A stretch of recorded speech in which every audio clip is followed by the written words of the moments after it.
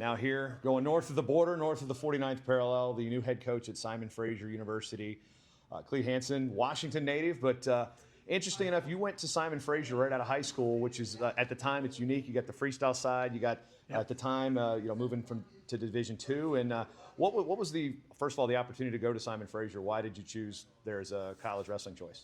Yeah, it's obviously very local in the Washington context.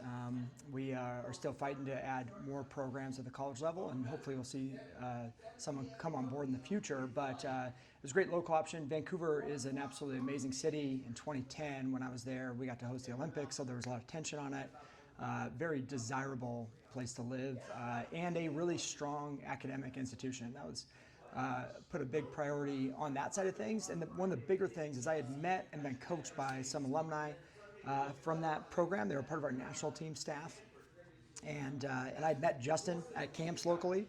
And just knowing about that program, that when I walked in there was 4 Olympians kind of in the room still all the time. A really unique context, right? That it's a major national training center while still competing in the NAIs and then the U Sports, and so all this kind of international kind of flavor combined, like I said, with this amazing place to live and great quality education, just really pushed me towards there, and I'm happy I went, and here I am still. So. Yeah, at the time you were probably the biggest American recruit they had had in a while. You were nationally ranked coming out of high school. You had a lot of credentials, and people knew Simon Fraser because Daniel Legali and that crew there, and like that guy wrestling in the NAI in that era was terrifying for some people. But more recently, most people are, Helen went through there, so a lot of the U.S. women that went for the freestyle program there. But what is one of the things you have to do to educate, if you're going into the United States to pull kids in about Simon Fraser as an option to wrestle? Yeah, I think the biggest thing is just letting them know that, internationally, there is a place that exists that competes in the NCAAs, and so that's really important. Also really just good to know that it's not also that much different. You just got to get a student visa, which is an online process, pretty straightforward. And after that, it's more or less like you just went out of state. And that's usually what I communicated. If you're from Washington or somewhere else, to say it's like if you went to Oregon, but you just have to file for this one piece of paperwork, and that's about it. And so that's one of the biggest things, is just letting people know, like I said, that this opportunity does exist. And one of the challenges is really high academic standards, very research-intensive institution. So, that's the other big part of it, is making sure it's going to be a right fit, really getting somebody who wants to greatly invest in that educational piece while attending this institution. You've kind of got a tall order. You got 2 very notable guys you've been following, Mike Jones and Justin Abdu. Yep. So, what was there? What was the process like of saying, I might be the guy for this? I mean, the application or the interview process, and why did you think you were ready for the head coaching job? Yeah, I mean, long mentorship with those 2, and kind of the 3rd program coach in this history. It feels like I've been telling people it's somewhat like the Pope job. White smoke, black smoke. You're going to go all the way until you're going to run it through for your whole career, right? And so there's not a lot of turnover, I greatly appreciated that as an athlete, and I've been attached to this program now for the last decade, actually, coaching. And volunteer coaching and doing other things, but had the ability to step away and do some other professional work. And I think those experiences really drove me back into wanting to coach and coach full-time beyond kind of the assistant level and kind of alumni kind of volunteer type of role. And I think, like I said, having those professional experiences, Justin was very keen on me, and I still speak with Mike all the time when I have any coaching questions, and so it's a really supportive group, and I just feel exceptionally blessed that I got the opportunity for me to take the helm of this thing, and it is unique, right? I mean, I'm dual citizen now, and so it makes it easier, and I have knowledge on the freestyle side and knowledge on the collegiate side, because you have to do both, because we're constantly in both domains. I know that's pretty common, but you don't just focus in on one, because you're going to be heavily involved on that international scene if you take this job. It's just going to happen. You're going to have people making world teams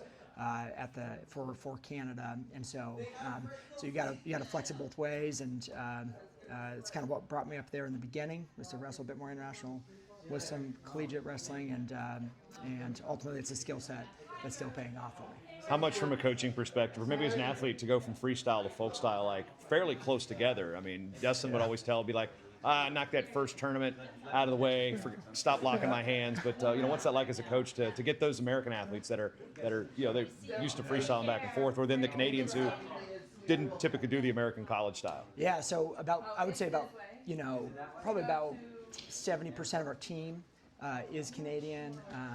And of that group, probably 70 to 80% have never wrestled a collegiate match. And so I will say a lot of learning in terms of how to coach it and get people up to speed. And there is that quick switch, like you mentioned. Our first tournament is an international open at SFU and one of the major Canadian tournaments. And so we start week 1, November 1st, and we're wrestling freestyle. And then we flip it around that next week. We're in a dual meet or out in Oregon competing or something like that. In collegiate, and it's then collegiate the rest of the way. So definitely a challenge. But what I like to always say is wrestling's wrestling, and your gut wrench just turns into a tilt, and you always got to be squaring your hips and fighting into people and doing those kind of basic things. And so the sport's as different as it can be. It's just some small adaptations here and there. I think the switch actually goes a little faster than people think. Now, the full nuance of collegiate and the mastery of that's a big challenge. But some of those initial positional work, I find we've gotten really attuned to how we want to accomplish that and communicate and coach those type of things with our athletes. And we're getting quicker at it, so that's good. I used to say it takes about 3 years, but I find like we got it down to a year of a lot of lessons, and then those people are ready to roll. So there was strong history back in the NAI years. I mean, contending for national titles, the battles between Central Oklahoma and Simon Fraser. I mean, you go back and look at the old scores. Wow, they're a monster. Challenges now are a little different. So, what are the program goals? Like when a team title, probably, obviously a goal, but probably less attainable. Given the way your situation works with a lot of the not folk stylers. So, how do you set your program goals? Where do you want to shoot for the stars? And what do you think is what's considered successful for you at Simon Fraser? Yeah, I mean, like I said, a heavily research-intensive institution, so we really strive to kind of push ourselves. It's like I really want to emulate those big years that Lehigh had. When I was coming up through the system and watching individuals like John Trench and Greg Strobel and stuff. And so those years, and then also those Cornell years, and still going with Cornell. And so really trying to think of ourselves as like, how can we elevate within the Division II scene, and try to put ourselves in a position where, each athlete that touched that program, build it in a way that they're going to have an opportunity for some high-level success and part of a team that can make a push. For a trophy. And so there's definitely major challenges for us to accomplish that national title, and that's a tall order. But we're not shying away from that task. And so the beginning right now is going to be on really asserting ourselves across the Canadian landscape and trying to pull that best talent we can from Canadians across our wrestlers across Canada. And the other thing I will say, I'm not sure where this is going to end up, but we get Americans who have dual citizenship, and it's a great option because you get domestic tuition. We can really offer a great opportunity for you if you're a Canadian living in the States, and want to look into this opportunity. So, and we find that too. Yeah. One of the more challenging things, obviously, post-COVID is border crossings, and you're getting back and forth across borders. It's not necessarily a problem for you guys as much, but it's opponents. So, how difficult was scheduling, post-COVID, going into Canada, or there was, I don't know, what was it like? I mean, you had quarantine times when you came back, or how did that situation work? Yeah, we got pretty lucky that we didn't have to run anything major, but we had to always, naturally you have multiple coaches going on every trip, but you basically had a designated coach who had to check their schedule because during that time, it's in the recesses of my mind now. But, block bad. Except good, block bad. But during that time, if somebody tested positive on the way back, because we're flying, you could drive over the border, but we're in Colorado or somewhere else. If you tested positive, the policy was that we had to stay in a hotel for 7 to 10 days.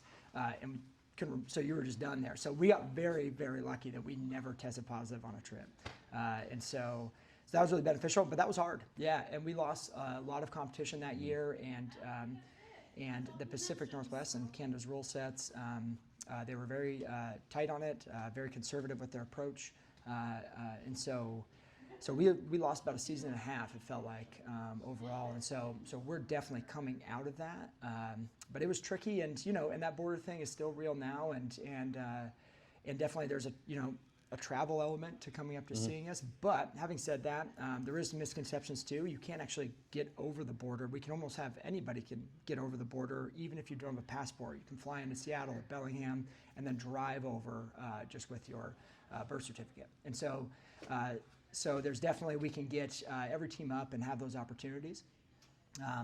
But there is some more hurdles with that international aspect. I mean, that's undeniable. I live in a border state, so I'm in Minnesota, so I know when we go up to Grand Portage, and we forgot the passports. So, but as far as again following Mike Jones and Justin Abbey, for those who don't know, what do those guys mean to not just Simon Fraser wrestling, but Canadian wrestling as a whole?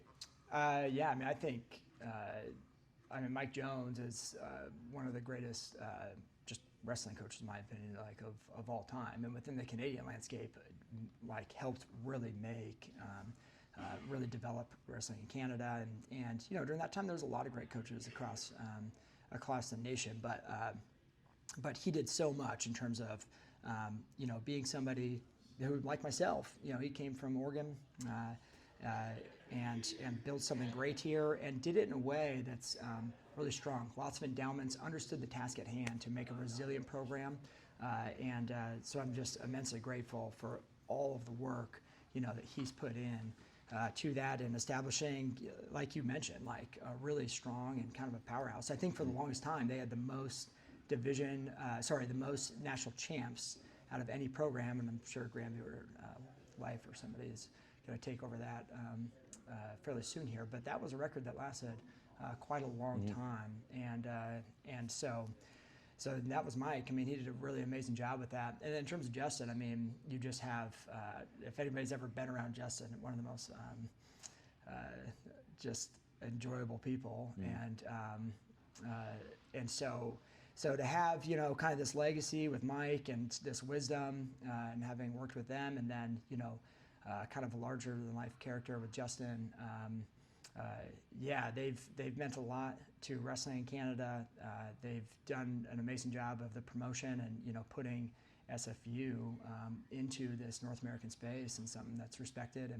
And it's just my goal to just kind of carry that forward and kind of help us keep on marching along and build our resiliency and maintain a competitive edge while doing that. Lastly, Vancouver and Burnaby areas is one of the hotbeds of wrestling in Canada, but the relationship between the wrestling clubs and the college teams, like you look at the Canadian rosters, you're seeing Burnaby Mountain Wrestling Club, and they're usually the Simon Fraser. They're kind of co-located or co-together. How does the clubs work with the college system up there? Yeah, so essentially just the same as like our RTCs down here would work. So only, I guess the difference is, like, for us it's a national training center.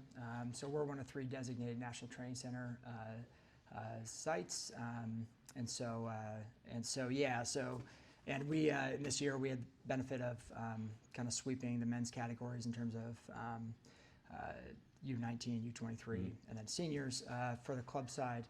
And so those things go really hand in hand. But having said that, it is a full kind of regional club, and we definitely it attracts athletes, not associated with our university. So separate entities, but very hand in hand, given that we're the major player within on the West Coast for wrestling in Canada. So everything kind of drives through SFU to a degree, but it operates very similar to your guys' RTC structure. Give me a good Dave McKay story. Actually, no, we don't have that ton of time. I will say I would still work with Dave every day, and so he's still around, and his technique's still sharp.